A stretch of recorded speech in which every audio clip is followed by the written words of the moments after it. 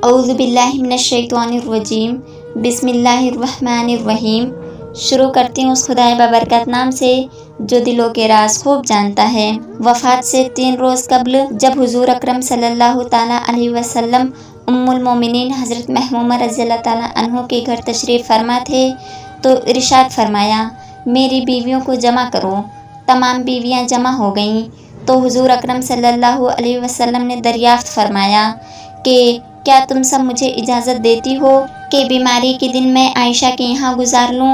سب نے کہا، اے اللہ کے رسول، آپ کو اجازت ہے۔ پھر آپ نے اٹھنا چاہا لیکن اٹھ نہ پائے تو حضرت علی ابن طالب آگے بڑھے اور آپ صلی اللہ علیہ وسلم کو سہارے سے سیدنا محمومہ رضی اللہ تعالیٰ عنہ کے حجرے سے سیدنا عائشہ رضی اللہ تعالیٰ عنہ کے حجرے کی طرف لے جانے لگے۔ اس وقت صحابہ کرام رضوان اللہ حضور اکرم رضی اللہ تعالیٰ عنہ کو اس بیماری اور کمزوری کی حال میں پہلی بار دیکھا تو گھبرا کر ایک دوسرے سے پوچھنے لگے، رسول اللہ کو کیا ہو گیا ہے؟ رسول اللہ کو کیا ہو گیا؟ چنانچہ صحابہ مسجد میں جمع ہونا شروع ہو گئے اور مسجد نبوی میں ایک رش لگ گیا۔ حضرت کا پسینہ شدت سے بہہ رہا تھا۔ حضرت عائشہ رضی اللہ تعالیٰ عنہ فرماتی ہیں، میں نے اپنی زندگی میں کسی کا اتنا پسینہ بہتے نہیں دیکھا، اور فرماتی ہیں میں رسول اللہ کے دست مبارک کو پکڑتی اور اس کو چہرے اقدس پہ پھیرتی، کیونکہ نبی علیہ الصلوۃ والسلام کا ہاتھ میرے ہاتھ سے کئی زیادہ محترم اور پاکیزہ تھا۔ مزید فرماتی ہیں کہ حبیب خدا سے بس یہی بیت سنائی دے رہا تھا، لا الہ الا اللہ محمد الرسول اللہ۔ بے شک موت کی بھی اپنی سختیاں ہیں۔ مسجد نبوی کے اندر حضرت کے بارے میں خوف کی وجہ سے لوگوں کا خوف بڑھنے لگا۔ نبی علیہ الصلوۃ والسلام نے دریافت فرمایا کہ یہ کیسی آوازیں ہیں؟ عرض کیا گیا، اے اللہ کے رسول، یہ لوگ آپ کے حالت سے خوف زدہ ہیں۔ ارشاد فرمایا، مجھے ان کے پاس لے چلو۔ پھر اٹھنے کا ارادہ فرمایا لیکن اٹھ نہ سکے تو آپ علیہ الصلوۃ والسلام پر 7 مشکیزے پانی کے بہائے گئے، تب کہیں جا کر وہ سہارے سے اٹھا کر منبر پر لائے گئے۔ یہ رسول اللہ کا آخری خطبہ تھا اور آپ صلی اللہ علیہ وسلم کے آخری کلمات تھے۔ فرمایا، اے لوگوں، شاید تمہیں میری موت کا خوف ہے۔ سب نے کہا، جی ہاں۔ رسول اللہ صلی اللہ علیہ وسلم نے ارشاد فرمایا، اے لوگوں، تم سے میری ملاقات کی جگہ دنیا نہیں، تم سے میری ملاقات کی جگہ حوض کوثر ہے۔ اللہ کی قسم، گویا کہ میں یہیں سے حوض کوثر دیکھ رہا ہوں۔ اے لوگوں، مجھے تم پر تندرستی کا خوف نہیں، بلکہ مجھے تم پر دنیا کی فراوانی کا خوف ہے کہ تم اس کے معاملے میں ایک دوسرے کے مقابلے میں لگ جاؤ گے جیسا کہ پچھلی امت والے لگ گئے تھے، اور یہ دنیا تمہیں بھی ہلاک کر دے گی جیسا کہ انہیں ہلاک کر دیا گیا تھا۔ پھر مزید ارشاد فرمایا، اے لوگوں، نماز کے معاملے میں اللہ سے ڈرو، اللہ سے ڈرو، نماز کے معاملے میں اللہ سے ڈرو، یعنی عہد کرو کہ نماز کی پابندی کرو گے، اور یہی بات بار بار دہراتے رہے۔ پھر فرمایا، اے لوگوں، عورتوں کے معاملے میں اللہ سے ڈرو، عورتوں کے معاملے میں اللہ سے ڈرو، میں تمہیں عورتوں سے نیک سلوک کی وصیت کرتا ہوں۔ مزید فرمایا، اے لوگوں، بندے کو اللہ نے اختیار کر دیا ہے کہ یا تو دنیا کو چن لے یا اسے چن لے جو اللہ کے پاس ہے، تو اس نے اسے پسند کیا جو اللہ کے پاس ہے۔ اس جملے سے حضور علیہ الصلوۃ والسلام کا مقصد کوئی نہ سمجھا، حالانکہ ان کی اپنی ذات مراد تھی، جبکہ حضرت ابو بکر رضی اللہ تعالیٰ عنہ وہ تنہا شخص تھے جو اس جملے کو سمجھے اور زار و قطار رونے لگے اور بلند آواز سے بولنے لگے، ہمارے باپ دادا آپ پر قربان، ہماری مائیں آپ پر قربان، ہمارے بچے آپ پر قربان، ہمارے مال و دولت آپ پر قربان۔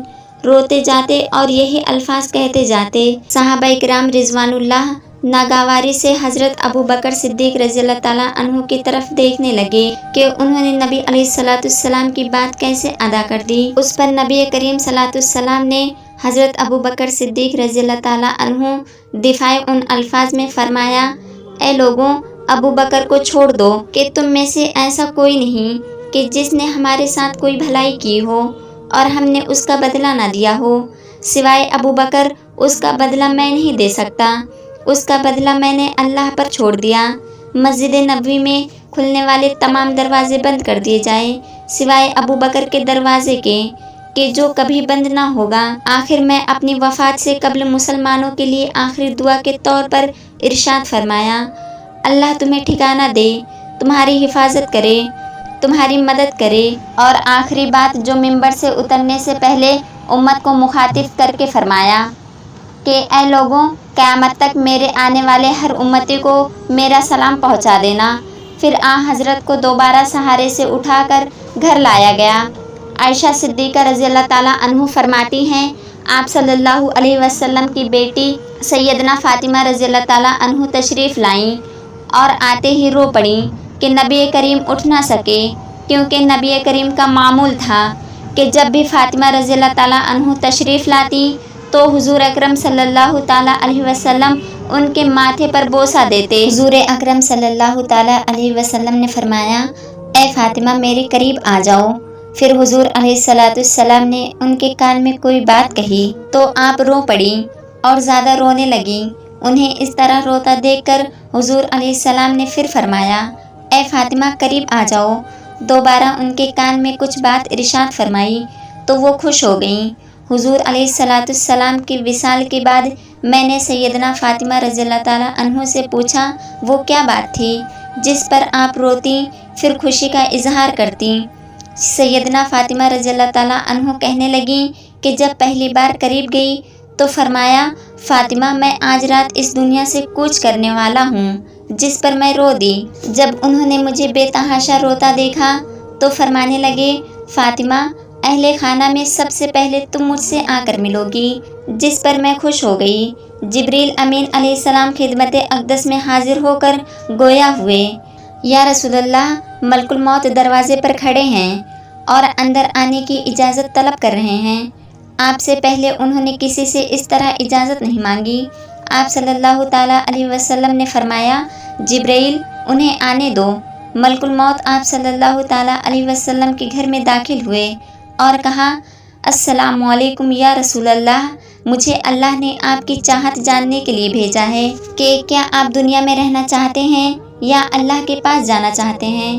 فرمایا، مجھے اعلیٰ اور عمدہ رفعت پسند ہے۔ ملک الموت کہنے لگے، اے پاکیزہ روح، اے محمد بن اللہ کے روح، اللہ کی رضا اور خوش نودی کی طرف روانہ ہو۔ عائشہ رضی اللہ تعالیٰ عنہ فرماتی ہیں، پھر نبی کریم کا ہاتھ نیچے ہو گیا، میں سمجھ گئی کہ حضرت کا وصال ہو گیا۔ مجھے اور تو کچھ سمجھ نہیں آیا۔ میں اپنے حجرے سے نکلی اور مسجد کی طرف کا دروازہ کھول کر کہا، رسول اللہ کا وصال ہو گیا، رسول اللہ کا وصال ہو گیا۔ مسجد آہوں سے گونجنے لگا۔ عثمان بن عفان رضی اللہ تعالیٰ عنہ معصوم بچوں کی طرح ہاتھ ملنے لگے اور سیدنا عمر رضی اللہ تعالیٰ عنہ تلوار بلند کر کے کہنے لگے، خبردار جو کسی نے کہا کہ رسول اللہ کا وصال ہو گیا، میں ایسے شخص کی گردن اڑا دوں گا۔ میرے آقا تو اللہ تعالیٰ سے ملاقات کرنے گئے ہیں، جیسے موسیٰ علیہ السلام اپنے رب سے ملاقات کرنے کو گئے تھے۔ وہ لوٹ آئیں گے، بہت جلد لوٹ آئیں گے۔ اب جو وفات کی خبر اڑائے گا میں اسے قتل کر ڈالوں گا۔ اس موقع پر سب سے زیادہ صبر کرنے والی شخصیت سیدنا ابو بکر صدیق رضی اللہ تعالیٰ عنہ کی تھی۔